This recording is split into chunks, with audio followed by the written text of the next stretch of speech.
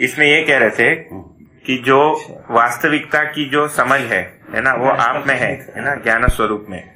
मुझे जो है वस्तु पर तदाकार होना है ना, और वस्तु आप उसकी समझ जो है आप में है। तो ये आप पर तदाकार होना है या वस्तु पर तदाकार होना है? वस्तु के साथ तदाकार होना, हमारे साथ तदाकार होने से क्या होता है? तो आपके साथ तदाकार होने का मतलब मैं आपके जैसे बोलना शुरू कर दूं और कपड़े पहनना शुरू कर दूं, अनुकरण हुआ। अनुकरण हो गया। अनुकरण विधि से आपका वस्तु स्वत्व नहीं हुआ। तो समझने की प्रक्रिया में समझे हुए व्यक्ति वस्तु के साथ ही तदाकार होने की बात कहा है। तो समझने के बाद ये बनता है जी, समझने की प्रक्रिया में श्रेष्ठ व्यक्ति के सानिध्य का क्या इम्पोर्टेंस है? आचरण में अनुकरण पहला है ना। आचरण में अनुकरण में कोई तकलीफ नहीं है जी, किंतु समझ के बारे में वस्तु के साथ ही होता है। नहीं तो मैं जब वस्तु पर तदाकार होऊंगा, आपके सानिध्य क्या, उसमें क्या रोल है? बता तो दे हमारा आचरण, आपका आचरण। जैसे मैं पूना में रहते हुए परमाणु का समझ सकता हूँ कि नहीं?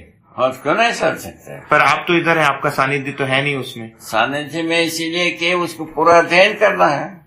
अच्छा, तो पूरे समय में आपके साथ चिपका रहूं ये आवश्यक नहीं है? वो कुछ नहीं, समझने तक के अध्ययन तक जरूरत के भाग में हमारा सानिध्य ठीक है।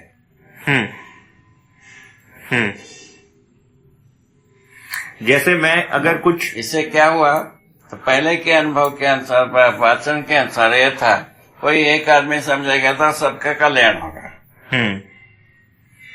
एक व्यक्ति, ऐसा कृष्ण के साथ भी कहा गया, राम के साथ भी कहा गया, दशावतार के साथ कहा गया।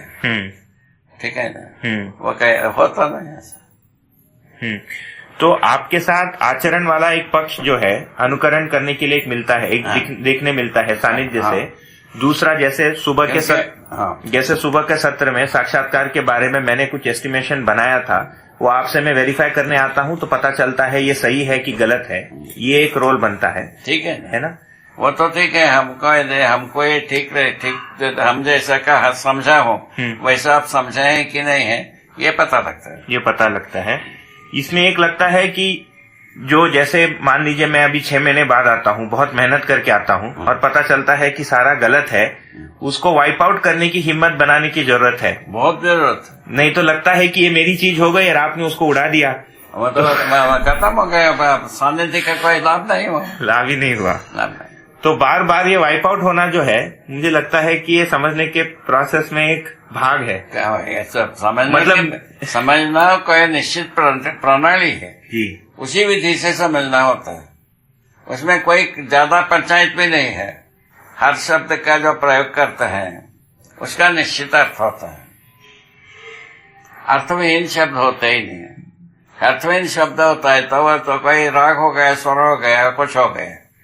तो इसमें यह है कि मेरे लिए इष्ट वस्तु है या वस्तु के बारे में मैंने जो बना रखा है वो मेरा इष्ट हो गया। हाँ, ये अगर मेरा इष्ट हो गया तो वस्तु तक मैं पहुंच नहीं सकता। हाँ, वही जीवन का इष्ट होने से, जीवन ये तो इष्ट होता है सर्वप्रथम। स्वस्वरूप ज्ञान के बिना सबके साथ हम सटीक समझ नहीं पाते हैं।